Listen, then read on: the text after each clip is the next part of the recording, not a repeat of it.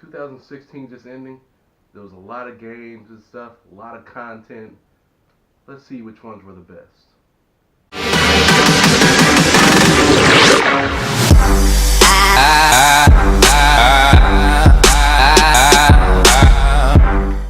What's up, everybody? It's your boy Slump, and I'm coming at you with a new video, new first video of 2017. I'm using a new camera, so we're gonna see how this works out. So if the quality is a little bit shaky, bear with me while I perfect, how to use this thing. It's a little bit different, but we want to know what games were the best in 2016. First up, we have Wii U. Now, Wii U packed it in a little bit early. I feel like January 2016, Nintendo had already said, well, we're done with the Wii U, let's concentrate on the Switch, because there wasn't a boatload of good games for the Wii U last year. Star Fox, everybody was hyped about that, but that turned out to be mediocre at best. So my Wii U game of the year, I'm gonna have to give it to Pokken Tournament, which is the Pokemon fighting game. If you know, and I've only played a little bit of it. I actually do not own a Wii U yet. I didn't see a reason to purchase it, but I did play Pokken. I did play most of the releases from last year, just not an extended amount of time, so I might be missing out on some games. But for me, the Wii U game of the year was Pokken Tournament, and I mean, it was just a fun fighter. It's not really anything that I would play for hours and hours on end, but I mean, it was fun, and it was the best game that came out for the Wii U last year. We're gonna move on to Xbox One, and for these game of the year, I'm not doing any multi-plat games, okay? So, because it would be kind of pointless for me to say, one game is a game of the year on Xbox One, and then, well, what about for PS4? I'm just not doing that. So the game of the year for Xbox One 2016 is Gears of War 4. Now, while I am not the biggest fan of Gears of War 4, I still have a lot of fun playing it. I played the beta. I'm going to put the link to that gameplay up in the description or up in the corner, so take a look at that. But I played the beta. The beta was okay. It was same Gears of War stuff, just with bossed up graphics. And if it ain't broke, then why don't do anything to it. You know what I'm saying? So I'm going to say Gears of War 4 was the best game for Xbox One last year. Runner up, I will probably give to Deus Ex. Even though that is a multi-plat, since it's runner up, I can do whatever the hell I want.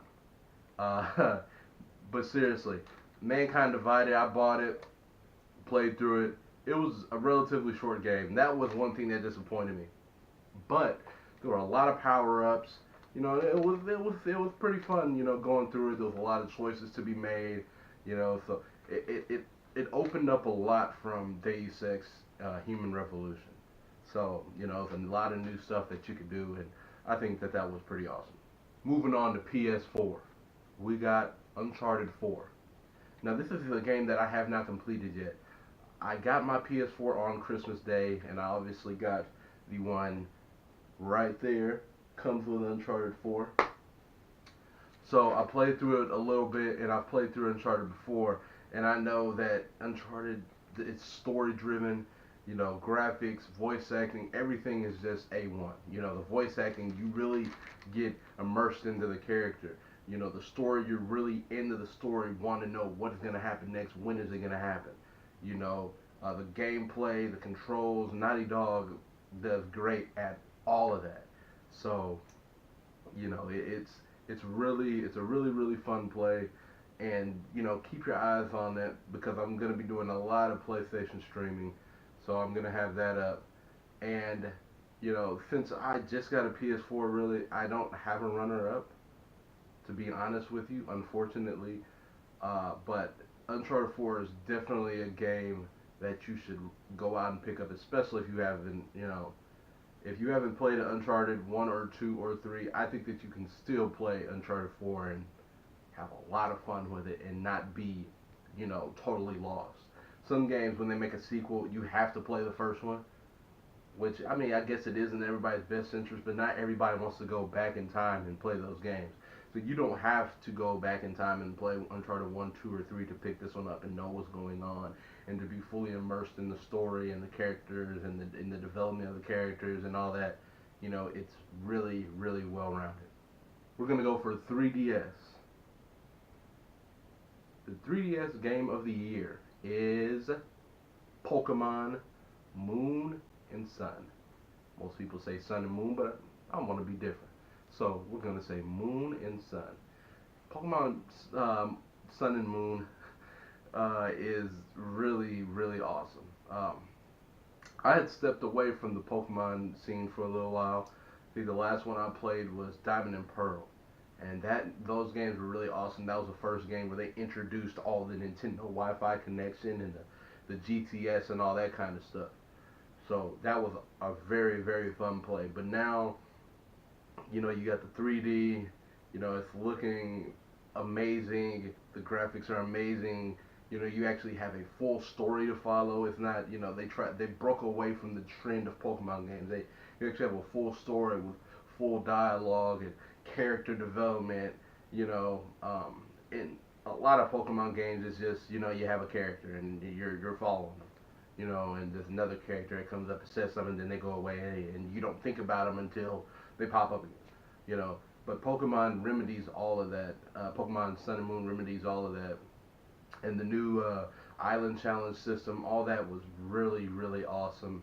Um, the starter Pokemon, they're pretty. They grew on me. You know, when I first saw them, I was like, well, they don't look that cool actually. But you know, as I began to learn more things about them, you know, it was pretty cool. And then the, you know, alternate forms of all the Pokemon. It's just a lot of content packed into one game, and I love it.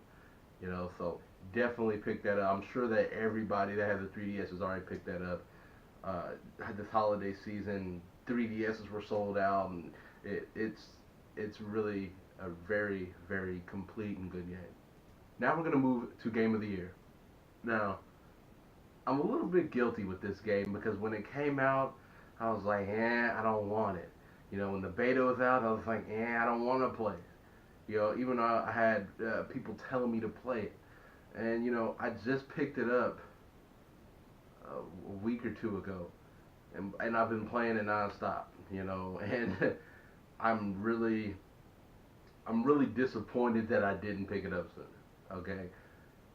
Out of all the games, and it's really hard to pick this over Pokemon, but the game of the year has to be Overwatch. Okay, they're, Blizzard just when it comes to multiplayer, Blizzard just take the cake. You know, the Overwatch is so simple, but at the same time it's very advanced. There's a lot of things that you have to take into effect. Now, while you do have to worry about team compositions and making sure that you have the right, you know, team to go out there and win your battle, you know, capture the points or escort payloads, at the same time, a beginner can step in and have a lot of fun with it, you know, and it's really, really awesome. You know, it's not just for the hardcore gamer. And it's a very smooth game. I can say while playing Overwatch, I've never lagged, you know, and I do have Google Fiber, but I mean, I don't think that really played a part into it because I lag all the time on Call of Duty. But on Overwatch, I never lagged. It's some of the smoothest gameplay in a multiplayer game that I have played in a while, a very long while, and it makes for a very fun experience. Um, and I played that on Xbox One, so if anybody wants to get down to the get down, you can leave the get down on the, you know, on the comments below, so we can get down. But you know what I'm saying? It's really, really amazing, you know, and the fact that I didn't play it until December, it's, you know, let's put it into perspective. I played in December, a random day in December at 12 o'clock p.m. Played it for about 30 minutes. I ended up buying it at 1 o'clock. So that just shows you how good of a game that really is, you know. And like I said, I'm just like scratching my head, like, how didn't I play this? But I recommend that to everybody. Amazing game. And then last but not least, we're gonna go ahead and change up the spectrum. We're gonna do a 90% turn. All right. Um, Most anticipated games of 2017. Now, well, most anticipated game. Let's put it that way. And I couldn't pick one. I couldn't pick one. I'm a Zelda fan, so obviously Breath of Fire is right there. Bow. But I'm also a Mass Effect fan, so Andromeda is right there. So those are my two most anticipated games of 2017. Those are day one buys. You know, those are go into hibernation for 2 weeks, lose your job type of games. You know, Obviously I'm not gonna lose my job because I gotta pay bills and I gotta keep on that light right there. But you know, really uh, good games that I plan on buying day one. I probably will pre-order Mass Effect within the next week, and then whenever get a definite release date, which we're probably going to get a release date on Thursday, on the Nintendo Direct, where they're doing the full reveal for the I keep wanting to call it the NX, the Switch.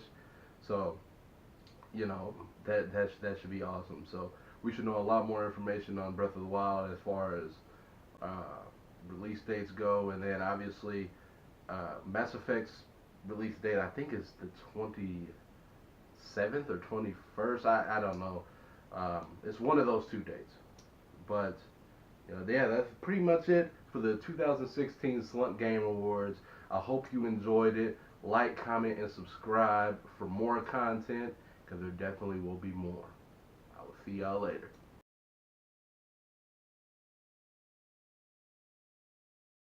Hey, don't forget, Donkey Kong is my spiritual animal.